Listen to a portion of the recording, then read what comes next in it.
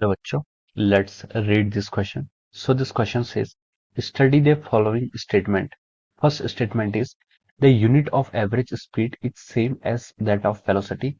Second statement is, if one or more coordinate of an object changes with time, we say that object is at rest with respect to the given reference frame. Which of the following statements is or are correct?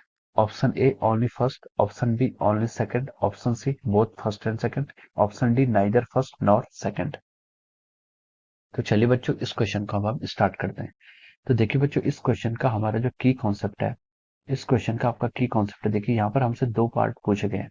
पहला पूछा गया कि average speed और average velocity की हमें क्या unit square करनी है, बताना है कि इनकी यूनिट्स क्या रहती है, सेम रहती है। ठीक है, तो हम लिख सकते हैं यहाँ पर आपका जो पहला की कॉन्सेप्ट है, this is our average speed and velocity.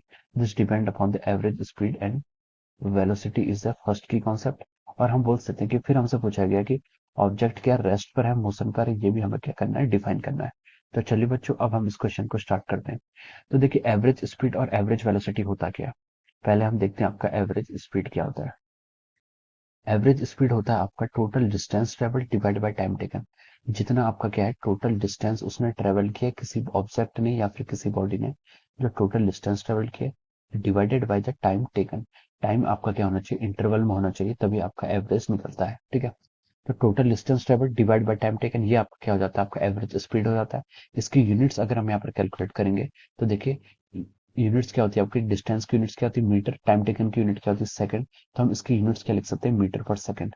अब देखिए की कॉन्सेप्ट में हमसे सेकंड कॉन्सेप्ट पूछा गया कि एवरेज वेलोसिटी को बताना है। ठीक है, देखिए एवरेज वेलोसिटी क्या होती है, एवरेज वेलोसिटी होती है आपकी total displacement divide by time taken.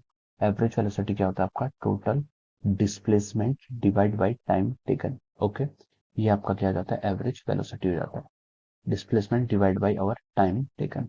अब देखिए डिस्प्लेसमेंट क्या होता है आपका, डिस्प्लेसमेंट होता है आपका इनिशियल और फाइनल पोजीशन के बीच के distance. Final position minus initial position displacement होता है। डिस्प्लेसमेंट एक वेक्टर क्वांटिटी है, डिस्प्लेसमेंट वेक्टर क्वांटिटी, तो इसलिए आपकी वेलोसिटी भी क्या आएगी, वेक्टर क्वांटिटी आएगी। तो आपकी एवरेज वेलोसिटी वेक्टर क्वांटिटी और एवरेज स्पीड क्या है, स्केलर क्वांटिटी, क्योंकि वो डिस्टेंस डिवाइड बाय टाइम है। ठीक है, तो देखिए डिस्प्लेसमेंट भी एक क्या है, लेंथ है, तो उसकी यूनिट भी क्या होगी, मीटर होगी। टाइम टेकन क्या सेकंड है, तो उसकी यूनिट क्या हो जाएगी, मीटर पर सेकंड। ओके, ये आपकी एवरेज स्पीड और एवरेज वेलोसिटी था। अब देखिए की कॉन्सेप्ट में हमसे रेस्ट के बारे में भी पूछा गया है, व्हाट इज रेस्ट। ठीक है, तो देखिए कोई ऑब्जेक्ट को हम रेस्ट में तब कहते हैं जब क्या होते हैं, उसके कोऑर्डिनेट्स क्या होते हैं, चेंज नहीं होते हैं। मान लीजिए किसी कोई भी ऑब्जेक्ट आपके पास है, उसके कोऑर्डिनेट्स हम तीन कोऑर्डिनेट से डिफाइन कर रहे हैं। पी पॉइंट पर कोई ऑब्जेक्ट है X Y Z, sir these are the three coordinates. ये क्या किसी ऑब्जेक्ट को हम स्पेस पर डिनोट कर रहे हैं। ठीक है, तो अगर इनमें से कोई भी एक कोऑर्डिनेट चेंज हो जाता है, if only one of the coordinate among them change, then we can say that this object is in rest, sorry this object is in motion. अगर इनमें से कोई भी एक कोऑर्डिनेट चेंज हो जाता है, ठीक है, एटलीस्ट वन ऑफ देम, यहाँ पर मैं लिख रहा हूँ कि एटलीस्ट वन ऑफ देम, अगर इन तीनों में से एक भी कोऑर्डिनेट चेंज हो गया तो हम बोल सकते हैं कि ये ऑब्जेक्ट के आपका मोशन पे हो जाता है। ठीक है, at least one of them changes, अगर इनमें से एक भी चेंज हो जाता है तो हम बोल सकते हैं कि ऑब्जेक्ट आपका मोशन पे है। ठीक है, और अगर इनमें से तीनों के तीनों कोऑर्डिनेट चेंज नहीं होते, यानी कि कोई भी कोऑर्डिनेट चेंज नहीं होता है, फिर हम बोलेंगे कि ये क्या है, रेस्ट पर है। ठीक है, तो देखिए अगर एक्स कोऑर्डिनेट चेंज हो गया फिर भी मोशन है, वाई कोऑर्डिनेट चेंज हो गया फिर भी मोशन है, जेड कोऑर्डिनेट चेंज फिर भी मोशन है, एक्स वाई जेड तीनों चेंज होने फिर भी मोशन है। तो इनमें से किसी एक को क्या करना पड़ता है, चेंज होना पड़ता है। ठीक है, इनमें से किसी एक को चेंज होना पड़ता है। ठीक है, तब हम बोलेंगे कि ऑब्जेक्ट आपका मोशन में है। अगर आपके तीनों कोऑर्डिनेट कांस्टेंट है, ठीक है, तीनों कांस्टेंट है, तो इसका मतलब कि आपका रेस्ट पर है। ठीक है, अगर तीन के तीन कांस्टेंट है, इसका मतलब वो रेस्ट पर है। So this is the definition of the rest. Okay, rest and motion. अब देखिए अब हम स्टेटमेंट पर चलते हैं। फर्स्ट स्टेटमेंट में देखिए हमसे बोला गया है, फर्स्ट स्टेटमेंट में बोला गया कि the unit of average speed is same as that of the velocity. Average speed की यूनिट एवरेज वेलोसिटी की यूनिट से क्या रहती है, सेम रहती है। तो ये स्टेटमेंट है कि आपका ट्रू है। ठीक है, ये स्टेटमेंट है कि आपका सही है, तो हम इसको राइट कर सकते हैं। ऑप्शन स्टेटमेंट सेकंड में हमसे बोला है कि if one or more coordinate of the object changes with time, we can say that this object it rest with respect to the given frame of reference. तो ये क्या हो जाएगा, आपका रॉन्ग ऑप्शन हो जाएगा। ठीक है, अगर देखिए एक या एक से अधिक कितने भी कोऑर्डिनेट उसके चेंज करें ऑब्जेक्ट के, तब वो ऑब्जेक्ट किस में हो जाता है, मोशन में हो जाता है। रेस्ट पर होने के लिए तीनों कोऑर्डिनेट को क्या रहना पड़ता है, फिक्स रहना पड़ता है, ठीक है। तो आपका स्टेटमेंट सेकंड क्या हो जाएगा, आपका रॉन्ग हो जाएगा। अब हम देखिए ऑप्शंस की तरफ मूव करते हैं।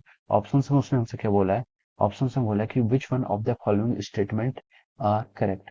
ऑप्शन ए में बोलना कि ओनली फर्स्ट स्टेटमेंट करेक्ट, तो ये आपका क्या हो जाएगा, राइट हो जाएगा, ठीक है, क्योंकि सेकंड स्टेटमेंट आपका क्या है, गलत है। ऑप्शन बी में बोला आपका ओनली सेकंड स्टेटमेंट, ये आपका क्या हो जाएगा, रॉन्ग हो जाएगा। ऑप्शन सी में बोला कि both first and second are correct, ये आपका क्या हो जाएगा, रॉन्ग हो जाएगा। ऑप्शन डी में बोला कि नाइदर फर्स्ट नॉट सेकंड, तो ये भी आपका रॉन्ग हो जाएगा।